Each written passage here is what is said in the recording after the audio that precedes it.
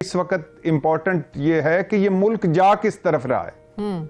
दिवालियापन के करीब पहुंचे हुए हम, कोई हमें मुंह नहीं लगाने को तैयार। आप सोचती हैं कि दिवालियापन का क्या मतलब होता है? 24 करोड़ का मुल्क है। आप सोचती हैं कि जब आपके मेरे घरों पे हमें 12-12 सिक्योरिटी गार्ड बिठाने पड़ेंगे, हमारे बच्चे महफूज रहें, हमारा घर महफूज रहे? आप सोचती हैं कि लॉ एंड ऑर्डर की जो सिचुएशन अगर इस तरह की हो जाए कि रोज रोटी के लिए बंदा मारने लग जाए। जय हिंद दोस्तों, मैं महेंद्र शर्मा स्वागत करता हूं वन वर्ल्ड हिंदी में आपका। उम्मीद करता हूं आप खुश और स्वस्थ है। दोस्तों ये दिखाते हैं पाक मीडिया की एक और लेटेस्ट डिबेट, जिसमें कैसे डिस्कशन किया जा रहा है कि पाकिस्तान के अब जो नामी गिरामी और थोड़े बहुत पैसे वाले लोग हैं वो भी लगभग अब पाकिस्तान से बाहर निकल रहे हैं, क्योंकि पाकिस्तान में अब लगभग हर इंसान भूखे पेट सो रहा है एक समय। तो कहीं ना कहीं पाकिस्तान में जो क्राइम का ग्राफ है वो बहुत ज़्यादा बढ़ जाएगा और आने वाले समय में पाकिस्तान के हालात दिन ब दिन और बद से बदतर होते जाएंगे। तो कहीं ना कहीं इन लोगों ने आज पाकिस्तानी मीडिया खुद कह रहा है कि हमारी भी बिरादरी के कुछ न कुछ ऐसे लोग जिनके पास अच्छा पैसा है वो पाकिस्तान से निकल गए हैं, क्योंकि वो अपना पैसा यहाँ इन्वेस्ट करके ना ही तो उसको बढ़ा सकते हैं, ना ही अपना जीवन यापन कर सकते हैं, जबकि इसके उलट इनका जीवन खतरे में जरूर पड़ेगा। तो दोस्तों देखिए डिबेट कैसे पाकिस्तान की गिरती मईशत में पाकिस्तानी लोगों के लिए ही नासूर बन चुका है पाकिस्तान, और कैसे ही लोग भाग रहे हैं। तो दोस्तों देखिए डिबेट और कमेंट में अपनी प्रतिक्रिया जरूर दें। लास्ट में आपसे रिक्वेस्ट करूंगा, चैनल पर नहीं है तो चैनल को सबसे पहले सब्सक्राइब करें, लाइक शेयर कमेंट जरूर करें। दोस्तों जय हिंद, वंदे मातरम, भारत माता की जय। दोस्तों इस वक्त इम्पोर्टेंट ये है कि ये मुल्क जा किस तरफ रहा है। दिवालियापन के करीब पहुंचे हुए हम, कोई हमें मुंह नहीं लगाने को तैयार। आप सोचती हैं कि दिवालियापन का क्या मतलब होता है? 24 करोड़ का मुल्क है। आप सोचती हैं कि जब आपके मेरे घरों पे हमें 12-12 सिक्योरिटी गार्ड बिठाने पड़ेंगे, हमारे बच्चे महफूज रहें, हमारा घर महफूज रहे? आप सोचती हैं कि लॉ एंड ऑर्डर की जो सिचुएशन अगर इस तरह की हो जाए कि रोज रोटी के लिए बंदा मारने लग जाएंगे? आपको पता है कराची, लाहौर, इस्लामाबाद से जिनके पासपोर्ट पर एक वीजा भी लगा हुआ है वो बच्चों को लेकर निकल रहे हैं, बाहर निकल रहे हैं। आपको पता है कि सारे लोग जो बड़े बड़े बिजनेसमैन उन्होंने बिजनेस करने शुरू कर दी। मेरा और आपका जिस बिरादरी से ताल्लुक है ना, इस बिरादरी के बड़े लोग, कुछ लोग निकल चुके हैं, कुछ लोग निकलने का सोच रहे हैं। हाँ आप बताएं, नाम ले लेते हैं ना। साबर शाकर बाहर बैठा है, डॉक्टर मोहित पीरजादा बाहर बैठा है, और लोग जिस को कोई ऑप्शन मिल रहा है वो बाहर जा रहा। क्यों जा रहा है यार इस मुल्क से? ये मुल्क, इस मुल्क ने हम सारों को इज्जत दी, नाम दिया, मकाम दिया। आज क्या वक्त आ गया कि हम इधर से भाग रहे हैं? ये कब तक बच्चों की तरह लड़ते रहेंगे? ये कब तक हमें इस जंजालपुरा में घसीटते रहेंगे? आप अंदाजा कर लेना कि इनकी आनियां जानियां देखें। क्या करेंगे हम? यानी किधर जाएंगे हम? कोई हमें लेगा, कोई 2-4 बंदों को भी पनाह देगा किसी और मुल्क में? अच्छा, यानी आपको 6 हफ्तों के ज़खायर हमारे पास हैं, सिर्फ 6 हफ्तों के। 5 हफ्तों के। मेरी तो कल किसी से बात हो रही थी, कहते 5 हफ्तों के जो है ना हमारे पास सिर्फ रेमिटेंसेस जो है ना इतने कम रह गए हम लोगों के पास। अगर तो खान साहब असम्बलियाँ तहलील कर देते हैं, ये फैसला हो जाता है, ये हुकूमत फिर भी इलेक्शन कराएगी भट्टी साहब? नहीं करवाएगी। तो कैसे चलेगा? दो सूबों का निजाम कैसे चलेगा?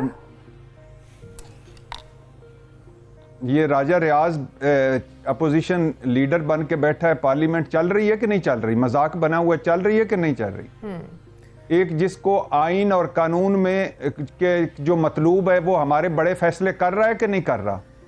2 मरतबा 6-7 महीनों में 4 मरतबा वज़ीर-ए-आज़म काबीना लेकर लंदन गया है कि नहीं गया? नैब खत्म हो गया कि नहीं हो गया? ईवीएम से जान छूट गई है कि नहीं छूट गई? नहीं, 16 अरब सूबों में मनी तो लॉन्ड्रिंग खान से साहब की पूरी ज़ाहिर हुकूमत बैठी है कि नहीं छूट गई? 200 पंजाब में बैठे हैं, केपीके में बैठे हैं, फिर ये 2 सूबों का निजाम कैसे चलेगा? अभी फंसी हुई है बात। बेसिकली ये है, सिंपल सी सादा सी बात है कि जो बेड़ा गर्क कर चुके हैं ये 7 महीने में, उसकी एक वजह यह भी है कि अगले 8-10 महीनों में इलेक्शन है।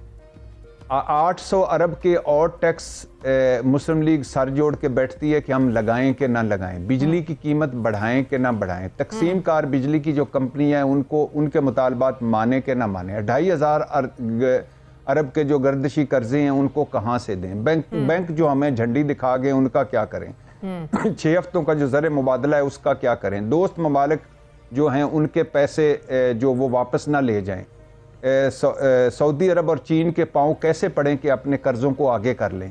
तो ये सारे बड़े फैसले हैं। ये सारे बड़े फैसले कौन कर सकता है? जिसको पता होगा कि मेरे पास 2-3 साल बड़े बुरे फैसले, बदतरीन फैसले करके तो फिर आगे मैं कोई रिलीफ भी दे पाऊंगा। तो ये इनके पास इतना टाइम नहीं है। या तो अगर ये जो नारा मारते थे कि हम रियासत बचाने आए हैं, तो बिस्मिल्लाह करें, आप बुरे फैसले लें सारे, और नवंबर के बाद भी, दिसंबर भी है, जनवरी भी है, फरवरी भी है, उसकी तरफ भी जाए। नवंबर तक की क्यों सुई अटकी हुई थी? तो आप बड़े फैसले लें अगर आ गए हैं तो। अगर नहीं लेना बड़े चाहते फैसलों तो में एक फैसला ये भी होना चाहिए कि अपने इलेक्शन असासों में का जाएं। भी हिस्सा डालें। इस मुल्क को बचाने के लिए, इस मुल्क की इकोनॉमी को बचाने के लिए अपने असासों का भी कुछ हिस्सा डाल दे तो बड़ी मेहरबानी होगी, एहसान होगा इस मुल्क में इन लोगों का। उन्होंने 4 आने किसी ने सलाब जदगान को अपनी जेब से नहीं निकाल के दिए, आप असासों कह रही हैं कि इसमें हिस्सा डालें। वो तो अभी और आप अच्छा, मज़े की बात, मेरा आपका टाइम भी ख़त्म हो रहा होगा जी। मज़े की बात ये सुनिए कि इसहाक डार साहब वज़ीर ख़जाना हैं, हमारे ख़जाना के मुआफ़िज़ हैं, सरमायाकारी लाना चाहते हैं। उनके बच्चों का सरमाया यहाँ नहीं है, वो बाहर कारोबार कर रहे हैं। नवाज शरीफ साहब जो बोर्ड हैं जमहूरियत की, जो कहते हैं मईशत बेहतर कर दूंगा, उनके बच्चों के यहाँ कारोबार नहीं है। शहबाज शरीफ साहब के एक बेटे यहाँ हैं, वो सियासत में हैं, दूसरे बेटे लंदन में बैठे हैं, वो भी वहाँ सेट कर रहे होंगे। तो आप मुझे बताइए कि जिनके बच्चों के, जिनके अपने कारोबार बाहर होंगे और पूरी दुनिया को पता होगा, अब ये ग्लोबल विलेज है, थोड़ी एक यहाँ एक खबर, तस्वीर कहीं ओस्लो में छाया होती है, वो 5 मिनट में मेरे तक पहुंच जाती है। तो इस नवाज शरीफ साहब उस रेस्टोरेंट में बैठे हुए थे तो हमें पता चल गया। तो अब सोचिए कि बाहर का कोई पागल आदमी होगा कि जो इधर सरमाया लाएगा, और इधर का आदमी क्या सोचेगा कि उनके जब बच्चे बाहर और सेटल हैं तो मैं क्यों इधर रख के इसमें बैठूं। तो ये बड़ी चीजें हैं जो के चक्कर में है। $250 चला गया, लोग परेशान है। तो हमारी तो फायदा है, जितना डिले करें उतना लोग हमारी तरफ मजीद देखते हैं। हम तो सिर्फ मुल्क के लिए बात करें कि अर्ली इलेक्शन कराएं ताकि मुल्क इकोनॉमिक वायबल हो जाए। तो दैट्स ऑल। तो ये तहरीक कब तक जारी रहेगी सर? ये और नंबर 2 पूरी बात करें, आप 2 सवाल कीजिए, 10 सवाल के जवाब आपको दे। नंबर 2 ये कि जो खान साहब ने ये असेंबलियों से निकलने की बात की है, सारी प्रोविंशियल असेंबलियों से भी, इसका क्या मकसद है? इसका मकसद 9 महीने इंतजार करना तो नहीं है। इसका मकसद तो प्रेशर को मजीद बढ़ाना है कि जी अब फौरी इलेक्शन के अलावा और कोई चारा नहीं है। ये है आपके दोनों सवालों के जवाब। सही। तो उन्होंने आज अदलिया को भी मुखातिब किया, उन्होंने इस्टेब्लिशमेंट को भी मुखातिब किया और कहा कि ये हमारे इदारे ऐसे हैं, एक आइन में इनका रोल मुतय्यन है, ये अपने अपने आइन हदूद में रहकर काम करें तो मुल्क के लिए बेहतर होगा। लेकिन दूसरी तरफ जब खान साहब मुज़ाकरात की बात करते हैं या खान साहब ये कहते हैं कि मैंने बात ही उनसे करनी है, या आज उन्होंने बातें की कि पिछली हुकूमत में उनके पास इख्तियार ही नहीं था, इख्तियार किसी और के पास था। जब इख्तियार किसी और के पास है, जब आप लोगों को अपने काम भी करवाने हैं, जब आप लोगों को मुज़ाकरात की टेबल पर किसी तीसरे फरीक की वजह से बैठना है, तो इंटरफेरेंस फिर हदूद कुयूद का तयन तो आप लोग खुद करते हैं, सियासतदान खुद करते हैं। इमरान इस्माइल साहब देखिए, अगर आपने खान साहब की स्पीच गौर से सुनी हो और ये अपोजिशन का बयानिया के अलावा आप खुद से सुनी, तो आपको ये पता लगेगा खान साहब ने ऐसी कोई बात नहीं की मेरे पास इख्तियार नहीं। उन्होंने कहा, पहले उन्होंने नंबर्स दिए इकोनॉमिक कि हम मुल्क कहाँ था कहाँ ले गए थे, फिर उन्होंने उसके फ्यूचर बताया कि जी ग्रोथ किस रेट पे आ रही थी और आगे क्या नजर आ रहा था, और उसके बाद उन्होंने कहा कि एक चीज में मेरा फेलियर हुआ है। आज खान साहब ने सिर्फ एक चीज मेरा फेलियर हुआ है कि जो बड़े ताकतवर लोग थे, चोर, उनको मैं कैफरे किरदार तक नहीं पहुंचा सका, और वो इसलिए कि नैब मेरे अंडर काम नहीं कर रही थी। नैब किसी ऐसे इदारे के अंदर काम कर रही थी जो उनके बगैर वो आगे चलते ही नहीं थे, और ना ये चलने देते थे। ये हमेशा आगे कहते थे कि कोई मसला नहीं है, आप करप्शन को भूल जाएं, आप इकोनॉमी पे जोर दें। ये पूरी बात खान साहब की थी जो आपको समझ आ गई होगी। नहीं, सिर्फ आज की बात नहीं है। खान साहब बड़े इंटरव्यूज में कह चुके हैं, खान साहब मेरे इंटरव्यू में कह चुके हैं कि 3.5 साल जब मैं इक़्तिदार में था मेरे पास कोई इख्तियार ही नहीं था, मैं अपनी मर्जी से कुछ कर नहीं सकता था, हम अपनी मर्जी से कोई आईनी तब्दीली को कानून अपनी मर्जी से बना नहीं सकते थे। इस बेख्तियार होने की बात तो हर इंटरव्यू में खान साहब कर चुके हैं। नहीं, ये देखें, ये तो बिल्कुल वो ठीक कह रहे थे, क्योंकि हमारी तो मेजॉरिटी नहीं थी ना, हमारे पास तो मखलूत हुकूमत थी। हम जो हमारी हुकूमत थी वो एक एलाइज के सहारे खड़ी हुई थी, और वो एलाइज को राजी करना, फिर वो कभी एक राजी हो जाए तो दूसरा राजी ना हो, हमारे पास नंबर ही नहीं पूरे होते थे कि हम कानून अपने आइन में कोई तब्दीली कर सकें या कि हमारा प्रोग्राम उसको इम्प्लीमेंटेशन की तरफ ले जा सकें, वो उस मजबूरी की बात कर रहे थे।